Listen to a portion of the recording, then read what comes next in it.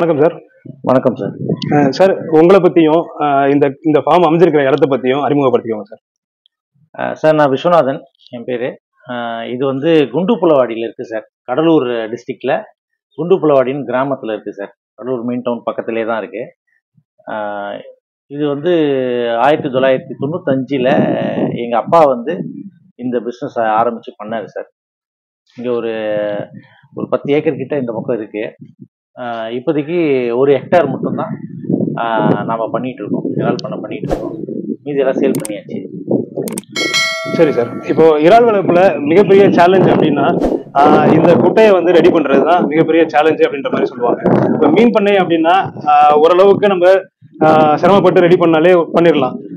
ஆனா இங்க இறால் பண்ணைக்கு வந்து பாத்தீங்கன்னா இந்த மீன் குட்டைகள் அமைக்கிறது வந்து ரொம்ப ப்ராசஸ் ஜாஸ்தி அப்படின்னு சொல்லுவாங்க. ஸோ அதோட ப்ராசஸ் பத்தியும் அமைப்பு பத்தியும் சொல்லுங்க சார். சார், மீனுக்கும் இறாலுக்கும் நிறைய வித்தியாசம் இருக்குது சார். மீன் வந்து சாதா கண்டிஷன்லேயே வளரும். அதுக்கு ஏரேஷன் வந்து கொஞ்சம் கம்மியாக இருந்தாலே போதும். ஆனால் இறாலுக்கு வந்து பார்த்திங்கன்னா ஏரேஷன் தேவை. பாட்டம் வந்து ஆழமும் வந்து கொஞ்சம் அதிகமாக தேவைப்படுது சார். ஒரு 5 அடி 6 அடி வரைக்கும் இந்த இறா பண்ணைக்கு வந்து ஆழம் தேவை சார். ஸோ அதுக்குன்னு பிரத்யேகமாக பண்ணுறதுக்கு நார்த் இந்தியாவிலேருந்து அவங்க டிராக்டர்லாம் எடுத்துகிட்டு வந்து இங்கேயே இருக்காங்க சார். இந்த ஏரியாலே இருக்காங்க. இப்போ சீஷோர் ஏரியான்றதால இந்த ஏரியாலேயே தான் அவங்க இருப்பாங்க. ஸோ அவங்களுக்கு சொன்னீங்கன்னா பாண்டு அமைக்கிறதுக்கு அவங்க நீட்டாக வந்து அமைச்சு கொடுத்துருவாங்க சார். எவ்வளோ ஆழம் வேணும். முன்னாடிலாம் பார்த்தீங்கன்னா 2015க்கு 14க்கு முன்னாடிலாம் வந்து பார்த்தீங்கன்னா டைகர்னு சொல்லி ஒரு ஐட்டம் பண்ணோம். அதுக்கு வந்து எப்படின்னா இழுப்பு வலை போட்டு இழுக்க வேண்டாம் ஹார்வெஸ்ட் பண்ணக்குள்ள. ஆனால் இப்போ வெனமீன் சொல்லி வெள்ளை இறால்னு சொல்லி ஒன்று பண்ணிட்டு இருக்கோம். அதில் வந்து பார்த்தீங்கன்னா இழுப்பு வலை போட்டு அப்படியே இழுத்தாலே போதும் வந்துடும். ஸோ அதுக்கு அப்போ அங்கே பார்க்குறீங்கன்னா அந்த அவுட்லெட்லாம் இருக்குது பார்த்தீங்களா, அவுட்லெட்டு அதிகமாக நாங்கள் பயன்படுத்த மாட்டோம். ஹார்வெஸ்ட் பண்ணுறப்ப தான் அந்த அவுட்லெட் தேவை. ஸோ அப்போ அவுட்லெட் எதுக்காகன்னு கேட்டிங்கன்னா தண்ணி வந்து ஸ்லோப்பாக அது அந்த பக்கம் பள்ளக்கையாக இருக்கும். ஸோ தண்ணி திறந்து விடணும், ஹார்வெஸ்ட் பிடிக்கக்குள்ள தண்ணியை திறந்து விடணும்னா அதெல்லாம் எடுத்துகிட்டு அதை வலை கட்டி விட்டுருவாங்க. அப்படி தான் பிடிச்சிட்டு இருந்தாங்க. அது வந்து ட்ரெடிஷ்னல் மெத்தடு. இப்போ வந்து எப்படின்னு கேட்டிங்கன்னா ஒரு 20 பேர் அப்படியே வலையை சுற்றி விரித்து வச்சு அப்படியே சுருக்கு பை மாதிரி அப்படியே இழுப்பாங்க. பாதி எல்லா ஒரு முக்கால்வாசி எல்லாம் மேலே ஃபஸ்ட்டு இழுப்புலேயே வந்துடும். இந்தமாரி 3 இழுப்பு இழுப்பாங்க. அதுக்கப்புறம் கடைசியாக ஒரு 10 கிலோ 20 கிலோ மட்டும்தான் பாண்டில் தங்கும். ஸோ அதனால் அந்த அந்த பாண்டு அமைக்கிறது வந்து பார்த்திங்கன்னா ஸ்லோப்பாக இருக்கும். ஆனால் இப்போ வந்து பார்த்திங்கன்னா ஃப்ளாட்டாகவே வச்சிடலாம். ஆழம் வந்து நல்லா சமமாக ஆழம் எடுத்து பண்ணோன்னா நமக்கு வந்து இப்போதைக்கு இருக்கிற வெனமி வெள்ளை இறாலுக்கு வந்து அது வசதியாக இருக்கும். அந்த மாதிரியே பண்ணிக்கலாம். சரி சார், பாண்டு நீங்கள் ஆழம் எடுத்து எல்லாம் பண்ணதுக்கு அப்புறமா இதில் தண்ணீர் விடுறதுக்கு முன்னாடி அந்த பாண்டுகளை என்னென்ன விஷயங்கள்லாம் பண்ணுவீங்க சார்? சார், இறா வந்து விடுறதுக்கு முன்னாடி தான் வந்து மெயினான ஒரு பாண்டு ப்ரிப்பரேஷன் சொல்லுவாங்க சார். அது என்ன பண்ணணும்னா அந்த இது விவசாயம் சார்ந்த தொழில்ன்றதுனால இதை வந்து மண்ணும் சம்மந்தப்பட்டு இருக்கிறதுனால மண் வளமாகும். ஸோ அப்போ வந்து என்னென்னா இது கல்ச்சர் பண்ணி முடித்த பிறகு பாண்டை நல்லா காய வச்சுட்டு அங்கே பக்கத்தில் பார்த்தீங்கன்னா அவங்க ஹார்வெஸ்ட் பண்ணிட்டாங்க. அவங்க வந்து காய விட்டுருப்பாங்க. ஒரு மாதம் காய வச்சுட்டு அதில் ஏர் போட்டு 2 சால் 3 சால் ஏர் ஓட்டுவாங்க சார். மண்ணை திருப்பி போட்டு நல்லா காய வைப்பாங்க. அப்போ தான் அதோட ஸ்லட்ஜு அந்த வேஸ்ட்டு அந்த இதெல்லாமே வந்து டீகம்போஸ் ஆகும். ஸோ நல்லா அதை ஏர் ஓட்டி அந்த நடுவில் வந்து எப்பயுமே அந்த ஸ்லட்ஜெலாம் வந்து நடுவில் தான் போய் தங்கியிருக்கும். அந்த இடத்துல நல்லா காய விட்டு வெடிப்பு நல்லா வர வச்சு அதுக்கப்புறம் அதில் சுண்ணாம்பு இது மற்ற கிருமி நாசினிகள்லாம் போட்டு அந்த மண்ணையே வந்து நல்லா சுத்தப்படுத்திட்டு காய விட்டாலே போதும். ஏர் ஓட்டி காய விட்டாலே போதும், அது சரியாயிடும். சுண்ணாம்பு போட்டு அதுக்கப்புறம் தண்ணி வந்து க்ரீக் வாட்டர், அங்கே உப்பனார் ஆறு போகுது, அந்த ஆற்றுலேருந்து தண்ணியை ஏற்றி தண்ணியை நல்லா ஃபில் பண்ணிவிட்டு அந்த தண்ணியை வந்து திருப்பி வந்து ப்ளீச்சிங் பவுடர் போட்டு குளோரினேஷன் பண்ணுவோம். ப்ளீச்சிங் பவுடர் போட்டு நல்லா எந்த கண்டாமினேஷனும் இல்லாமல் சுத்தப்படுத்தி பொட்டாசியம் பெர்மாங்கனேட் அடித்து எந்த வைரஸும் இந்த பாக்டீரியாவும் இருக்கக்கூடாதுன்றதுக்காக பொட்டாசியம் பெர்மாங்கனேட் அடித்து தண்ணியை எல்லாம் சுத்தப்படுத்தி ஒரு வாரம் 10 நாள் அதை அப்படியே உட்காந்துட்டோம்னா அதில் வந்து அந்த கோபி பாட்ஸு அந்த மாதிரி பாட் சைட் ஃபேமிலிலாம் சொல்லுவாங்க. சின்ன சின்ன நுண்ணுயிரிகள் பிளாங்டான்ஸ் வெரைட்டிஸ்லாம் வந்து சூரிய ஒளிப்பட்டு அது தண்ணி வந்து நல்லா ஆரோக்கியமாக ஆகிடும். ஸோ அந்த தண்ணியை டெஸ்ட்டுக்கு கொடுப்போம்.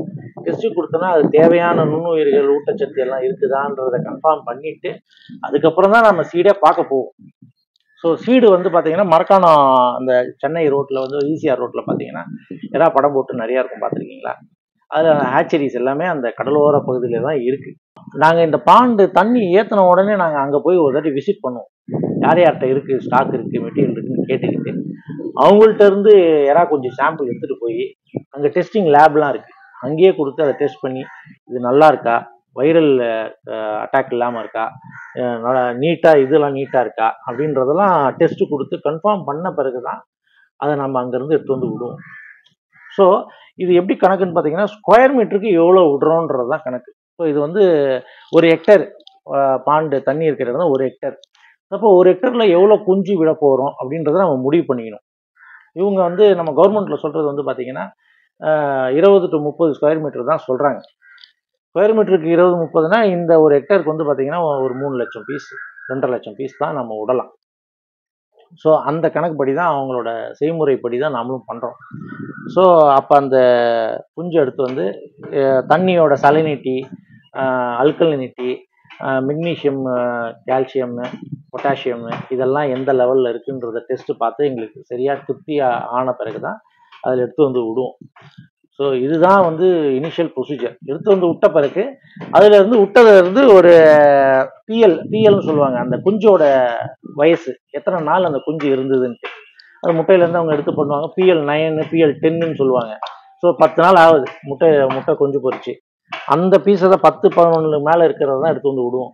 ஸோ நம்ம விட்டதுலேருந்து நம்மளோட கணக்கு ஆரம்பிச்சிடும். இங்கேருந்து 60 நாள்ல இருந்து 120 நாள் வரைக்கும் நம்ம வளர்க்கலாம். அது எந்த பிரச்சனையும் இல்லாமல் அது மாட்டு வளர்ந்துட்டு இருக்குன்னா ஒன்றும் கவலை இல்லை. ஸோ அமாவாசை, பௌர்ணமி, அஷ்டமி, நவமி இந்த மாதிரி நாளில் இது எக்ஸோஸ்கெலிட்டன் வந்து தோலை உரிக்கக்கூடிய அனிமல். பாம்பு மாதிரி சட்டையை கட்டி போடுற மாதிரி இது அப்பப்போ சட்டையை கட்டி போட்டுகிட்டே இருக்கும். 7 நாளைக்கு ஒரு தாட்டி, 14 நாளைக்கு ஒரு தாட்டின்னு கட்டிகிட்டே இருக்கும். அது கைட்ட தான் நமக்கு வந்து அது ஆரோக்கியமாக இருக்குது, வளருதுன்றதை நம்ம தெரிஞ்சுக்கலாம். ஏன்னா தண்ணிக்குள்ளே இருக்குது, என்ன நடக்குதுன்னு நமக்கு தெரியாது. ஸோ அப்பப்போ அந்த மோல்ட்டிங் ஷெல்லு வந்து வெளில வந்து மிதக்கும். அப்போ பார்த்தோன்னா ஓகே, இன்னைக்கு பாருங்கள், இன்னைக்கு அஷ்டமி, அதனால் மோல்ட்டிங் ஆகிட்டு இருக்கு. ஸோ அந்த டைமில் நம்ம எதுவும் டிஸ்டர்ப் பண்ணக்கூடாது. அது தானாக மோல்ட்டிங் ஆகி ஒரு 4-5 மணி நேரத்தில் அதுவே தானாக ரெக்கவரி ஆகிடும். எப்படி ரெக்கவரி ஆகும்னு கேட்டிங்கன்னா அதுக்கு தேவையான போஷாக்கு தண்ணியில் இருந்தாலே போதும், ரெக்கவரி ஃபாஸ்ட்டாக ஆகிடும். இப்போ வந்து கால்சியம், இப்போ அது கால்சியம் மினரல்ஸ் மாதிரி சொல்கிற கால்சியம், மெக்னீஷியம், பொட்டாசியம் இதெல்லாம் வந்து அதுக்கு தேவையான அளவு நம்ம அந்த டைமில் கொடுத்தோம்னா அதை எடுத்துக்கிட்டு தானாக அது வந்து ரெக்கவரி ஆகிடும். 4-5 மணி நேரத்தில் அது தோலை உரிச்சா அப்படியே வெலைன்னு இருக்கும். அப்படியே டக்குன்னு ஒரு 4-5 மணி நேரத்தில் அது தோல் வந்து ஹார்ட் ஆகிடும். வழக்கமாக தீனி எடுக்க ஆரம்பிச்சிடும், அது ரவுண்டிங்ஸ் வர ஆரம்பிச்சிடும். ஸோ இதை வந்து மானிட்டர் பண்ணணும். உங்களுக்கு இன்னொன்று பார்த்தீங்கன்னா 2 விஷயம் இந்த தொழிலில் வந்து மேஜராக பார்க்கணும். என்னென்னு பார்த்தீங்கன்னா ஃபீடு மேனேஜ்மெண்ட், தீனி மேலாண்மையும், இன்னொன்று கரண்ட்டு பில். 2 தான் உங்களுக்கு அதிகமாக இதில் வந்து செலவே. அது 2த்தையுமே மானிட்டர் பண்ணி கரெக்டாக பண்ணிங்கனாலே போதும், இதை சக்ஸஸ்ஃபுல்லாக எடுத்துடலாம் இந்த கல்ச்சரை. ஸோ இப்போ தீனி வந்து பார்த்தீங்கன்னா நிறைய கம்பெனி இருக்குது. சிபி, தேவி ஃபீடுன்னு இருக்குது, குரோவெல்னு சொல்லி அந்த கம்பெனி தான் நம்ம பயன்படுத்திகிட்டு இருக்கோம். இந்தியன் கம்பெனி தான் அவங்க. நல்லா கொடுக்குறாங்க. 32% 36% வந்து ப்ரோட்டீன் இருக்குது அதில். ஸோ எப்படி கோழிக்கு மாடுக்கு வந்து நம்ம தீனி கொடுக்குறோமோ அதேமாரியே பெல்லட் ஃபீடு அவங்க தராங்க. அதை தான் நம்ம போடுறோம். இப்போ அங்கே பார்த்தீங்கன்னா அது வந்து செக் ட்ரேன்னு சொல்லுவாங்க. ஒரு ஸ்கொயர் மீட்டருக்கு வலையை அடித்து ஒரு ஸ்கொயர் மீட்டருக்கு எவ்வளோ பீஸ் இருக்குமோ அதுக்கு தேவையான ஆகாரம் மட்டும் அதில் போட்டு கீழே இறக்கிடுவோம். கீழே இறக்கிட்டோன்னா 1 மணி நேரம் கழிச்சு அதை போய் எடுத்து பார்த்தோன்னா அதில் இருக்க ஃபீடெல்லாம் சாப்பிட்டு இருந்தது அப்படின்னு சொன்னாக்கா தீனி அதுக்கு இன்னும் கொஞ்சம் சேர்த்து போடலான்னு அர்த்தம். ஸோ அப்போ ஓவரால் வந்து 1 கிலோ 2 கிலோ நம்ம ஏற்றி போடுவோம். ஸோ கிலோவுக்கு 10 கிராம் கணக்கு பண்ணி 50வது நாள் 60வது நாள்லாம் பார்த்தீங்கன்னா கிலோவுக்கு 10 கிராம் கணக்கு பண்ணி அந்த செக் ட்ரேல நம்ம போடணும். ஸோ போடக்குள்ள அதை எடுத்துருச்சுன்னு சொன்னாக்கா இன்னும் 1 கிலோ ஏற்றலாம் அப்படின்னு சொல்லி மொத்தமாக ஓவரால் போடக்குள்ள 1 கிலோ 2 கிலோ ஏற்றுவோம். இப்போ 1 மணி நேரம் கழிச்சு அந்த செக் ட்ரேல ஃபீடு இருந்துருச்சு எடுக்கலை அப்படின்னா ஓவரால் ஒரு 1 கிலோ 2 கிலோ அதில் குறைச்சிடும், இந்த பாண்டில் குறைச்சி. அப்படிதான் தீனி மேலாண்மை, அப்படிதான் நம்ம வந்து தீவன மேலாண்மை அப்படிதான் பண்ண முடியும்.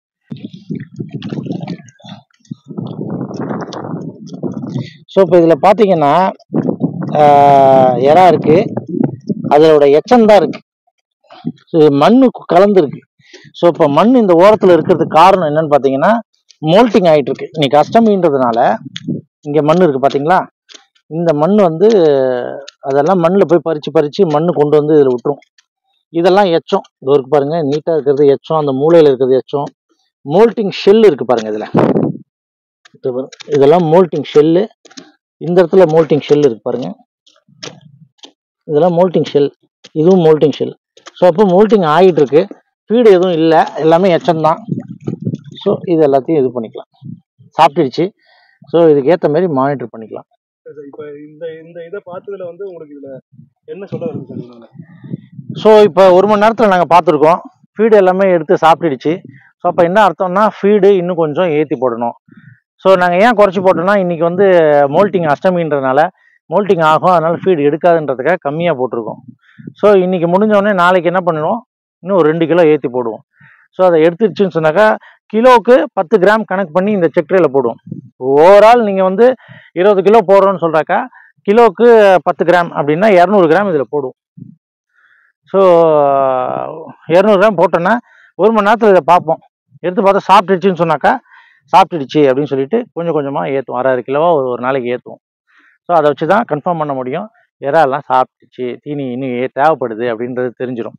இன்னொன்று, இதோட எச்சம் வந்து பார்த்தீங்கன்னா சின்னதாக இருக்குது, இதில் மட்டும்தான் கொஞ்சம் பெருசாக இருக்குது.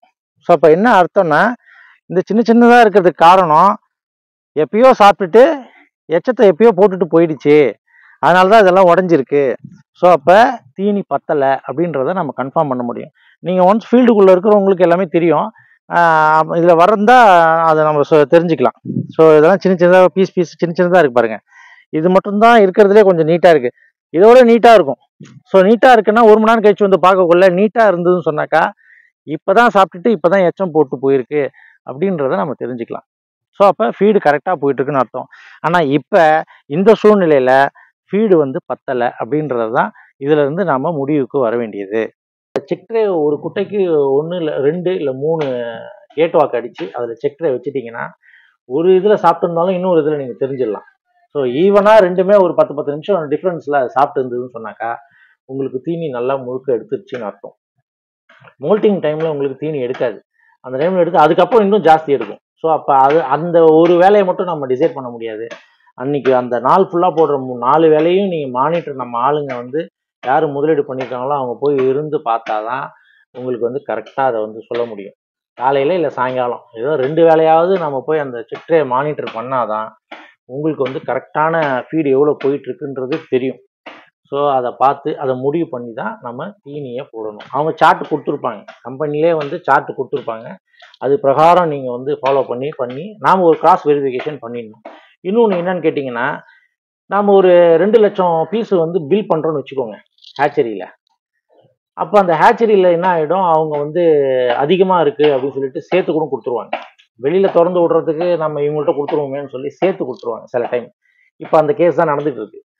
அதிகமாக கொடுத்தனாலும் நீங்கள் எடுத்துகிட்டு வந்து அதிகமாக ஸ்டாக் பண்ணிட்டீங்கன்னா உங்களுக்கு மேனேஜ்மெண்ட் பண்ண முடியாது. உங்களுக்கு இவ்வளோ தான் இருக்குன்னு நீங்கள் பில் பண்ண வச்சதை கணக்கு வச்சு பார்ப்பீங்க, ஆனால் இங்கே இருக்கிறது வந்து ஜாஸ்தியாக இருக்கும்.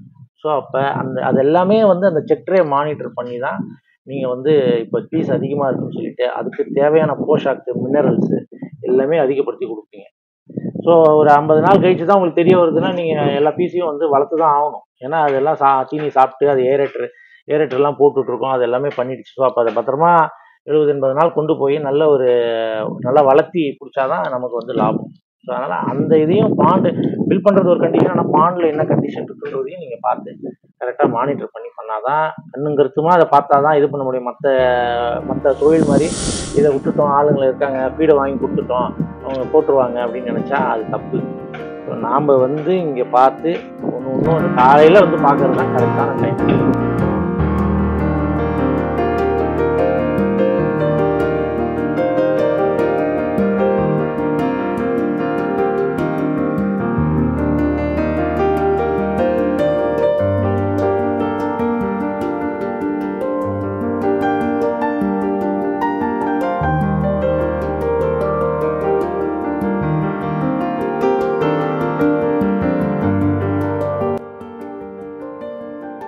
ஃபீடு வாங்கும்போது 9 நாள்லேருந்து 10 நாள் அந்த மாதிரியான நாளில் உள்ள குஞ்சுகள் தான் வாங்கிட்டு வருவேன் அப்படின்னு சொல்லி சொன்னீங்க.